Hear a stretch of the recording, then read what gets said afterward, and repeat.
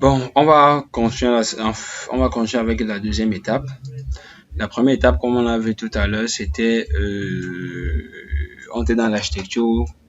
Si on veut juste prendre Internet, ok, de façon sans fil du rez-de-chaussée pour amener au niveau toujours de notre bureau, mais au niveau du niveau 1.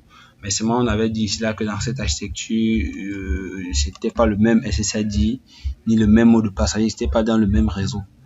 Maintenant, on va être dans l'optique où on veut que ça soit le même SSID et le même mot de passe. Ça veut dire que vous êtes dans l'optique où, même si on se déplace du niveau 1 au niveau, quand on se déplace plutôt du rez-de-chaussée pour le niveau 1 et du niveau 1 pour le rez-de-chaussée, qu'on ait toujours le même SSID et le même mot de passe. Eh bien, à ce niveau, c'est très simple. On vient à ce niveau-ci.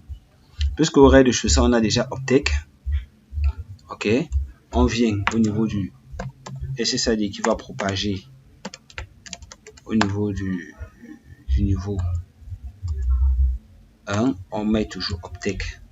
Ouais, ça veut dire que WLAN 1, qui est en mode station, récupère le signal très faible, récupère le signal sans fil très faible du rez-de-chaussée avec le mot de passe et le repropage avec son, avec le WLAN 2, ok, avec le même SSID et le même mot de passe, puisque c'est profil 1 qui est le même mot de passe, profil 1, et c'est toujours profil 1, que ce soit sur WLAN 1, que ce soit sur WLAN 2, c'est profil 1, c'est le même mot de passe.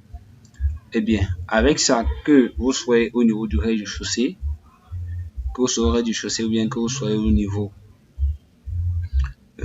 toujours au niveau du bureau, mais au niveau du niveau 1, vous aurez le même SSID et le même mot de passe. Que lorsque vous allez vous déplacer, vous aurez le même SSID et le même mot de passe.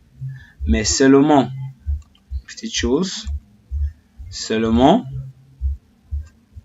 si vous avez par exemple des données, bien vous avez par exemple un serveur qui se trouve dans ce réseau, puisque le réseau ci est la 100 et ce réseau ci là c'est la 10, d'accord. Vous avez par exemple, vous aurez le même SSID, le même mot de passe, c'est-à-dire que c'est un mesh, mais c'est pas un mesh complet parce que c'est dans deux sous-réseaux totalement différents, mais c'est le même SSID, le même mot de passe. Ça veut dire que ça va, votre téléphone et vos laptops vont automatiquement prendre le nouveau réseau, mais ils ne seront pas forcément avec les mêmes adresses IP. D'accord.